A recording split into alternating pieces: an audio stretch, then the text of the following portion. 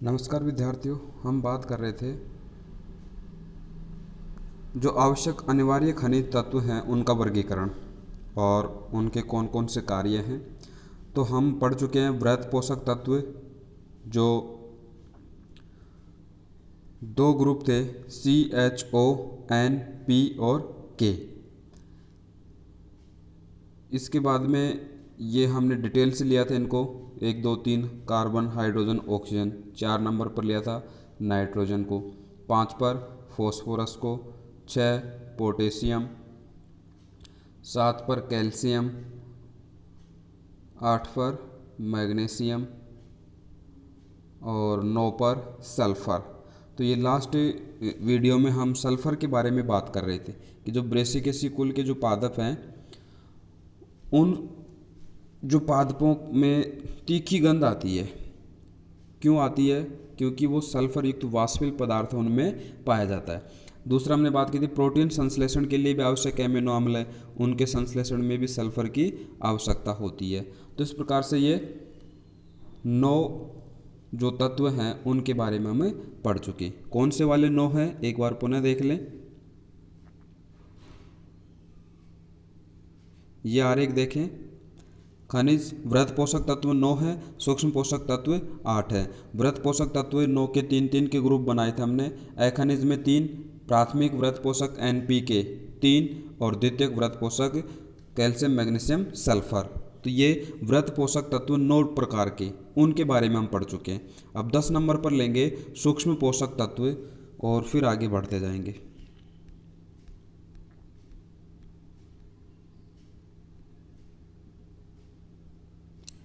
तो आज की इस वीडियो में हम बात कर रहे हैं नंबर 10 से आयरन। आयरन जो है उसका अवशोषण फेरिक है, Fe3+ है, उसके रूप में होता है। उपापचय जो क्रियाएं हैं उनमें सक्रिय जो फेरस है उसके रूप में ये काम में आता है। और इसका क्या क्या उपयोग है? कोशिका विभाजन के समय, श्वसन के समय, इलेक्ट्रॉन परिवहन तंत्र ETS जो होता है, इलेक्ट्रॉन ट्रांसपोर्टेशन सिस्टम, उसमें भी भूमिका निभाता है। पत्तियों में स्थायी प्रोटीन है फाइटोफेरेटिन, उसके रूप में भी उपस्थित रहता है। केंद्रक के जो क्रोमेटिन जालक है उसमें भी ये उपस्थित है। साइटोक्रोम जो वर्णक है उनकी संरचना और क्रेब्स चक्र व कुछ एंजाइम उनके सक्रियकरण में भी ये आयरन है वो महत्वपूर्ण भूमिका निभाता है। फिर हम बात करें आयरन की जो कमी या न्यूनता है उसके क्या लक्षण है? हरिमहीनता, पत्तियों का गुलाबी पीली हो जाना। दूसरा कमी का लक्षण है प्रकाश संश्लेषण है, श्वसन, प्रोटीन संश्लेषण, ये सब क्रियाएं अनियमित हो जाती हैं। कोशिका विभाजन रुक जाता है और कोशिका विभाजन रुकेगा तो पादप की जो वृद्धि है वो भी मंद हो जाती है। नेक्स्ट है नंबर 11 पर अगला जो तत्व है मैग्नीज। मैग्नीज Mn जिसका प्रतीक होता है।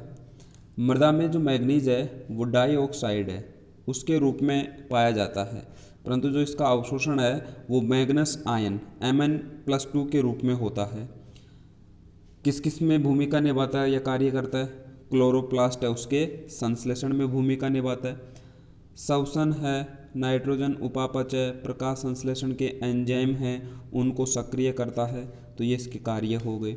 कमी के हम लक्षण देखें। हरिमहीनता है, जड़ का सीमित विकास है और ये 2 विशेष रोग हैं, ये ध्यान में रखने आपको। जई जो पादप है उसमें ग्रे स्पिक नामक रोग हो जाता है और मटर का जो पादप है उसमें मार्स स्पॉट नामक रोग है वो मैग्नीज की कमी से होता है। नेक्स्ट अगला जो तत्व है 12 नंबर पर बोरॉन, जिसका प्रतीक है B। तो इसका अवशोषण बोरेट आयन है, BO3-3, B4O4, O7-2। तो बोरेट आयनों के रूप में इसका अवशोषण होता है। अधिक जो कैल्शियम युक्त मिट्टी है, अधिक कैल्शियम युक्त मिट्टी है उसमें पौधों को बोरोन की कमी हो जाती है। वो कमी क्यों हो जाती है? क्योंकि कैल्शियम जो बोरेट है वो बन जाता है और वो जड़ों द्वारा अवशोषित नहीं होता। नेक्स्ट फिर इसका क्या कार्य है? कार्बोहाइड्रेट है उसके स्थानांतरण में, कोशिका झिल्ली की कार्यशीलता में, प्राकणों के अंकुरण में और कोशिका विभाजन में ये महत्वपूर्ण भूमिका निभाता है बोरोन तत्व। उसके बाद में इसकी कमी के जो लक्षण हैं वो कौन कौन से हैं? कमी के लक्षण हैं गहरे हरे रंग की मोटी पत्तियां हो जाती है, जो मुख्य लक्षण है बोरोन की कमी का, गहरे हरे रंग की मोटी पत्तियां। संग्रहकारी और मांसल जो उत्तक हैं उनका विघटन हो जाता है। पुष्पों की संख्या कम और पुष्प प्राय बंदे होते हैं। नेक्स्ट तत्व है जिंक, Zn। पादप इसका अवशोषण किस रूप में करते हैं? Zn+2 आयन के रूप में।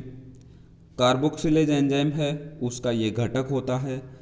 फास्फोरस के अवशोषण का ये नियंत्रण करता है और पादप वृद्धि हार्मोन ऑक्सिन है जो उसके संश्लेषण में ये भूमिका निभाता है।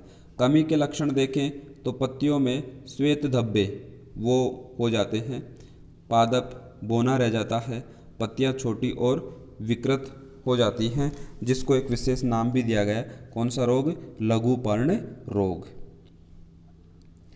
नेक्स्ट अगला जो तत्व है तांबा या कॉपर।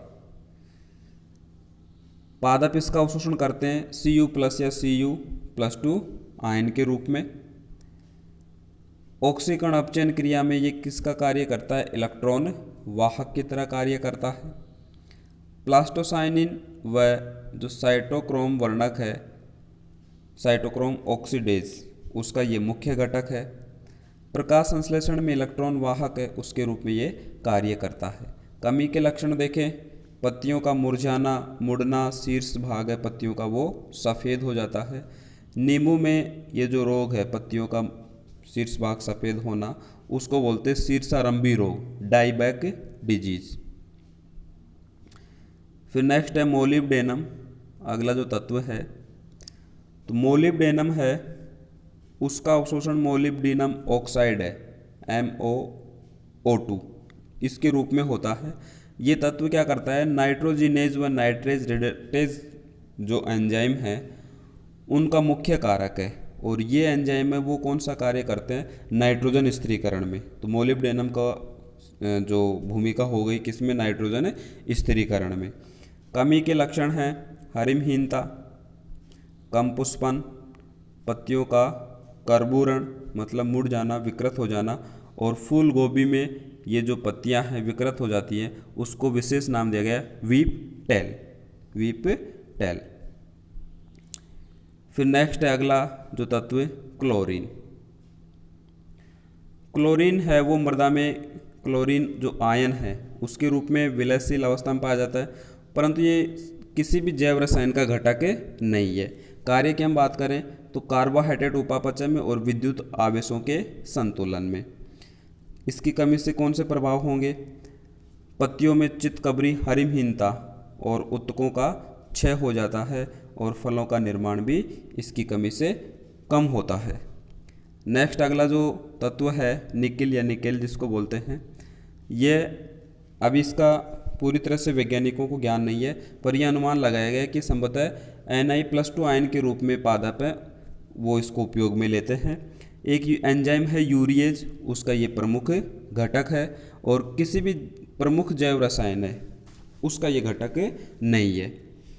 इसके कार्यों व न्यूनता के जो प्रभाव हैं उनकी भी अभी तक जानकारी नहीं है।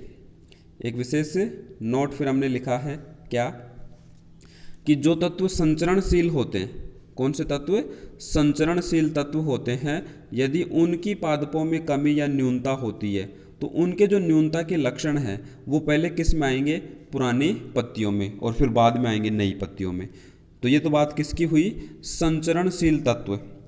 और इसके विपरीत जो असंचरणशील तत्व होते हैं उनकी न्यूनता के लक्षण पहले किसमें? तरुण या नई जो पत्तियां हैं उनमें प्रकट होंगे, बाद में जो पुरानी पत्तियां हैं उनमें प्रकट होंगे। तो इस नोट को भी ध्यान में रखना है।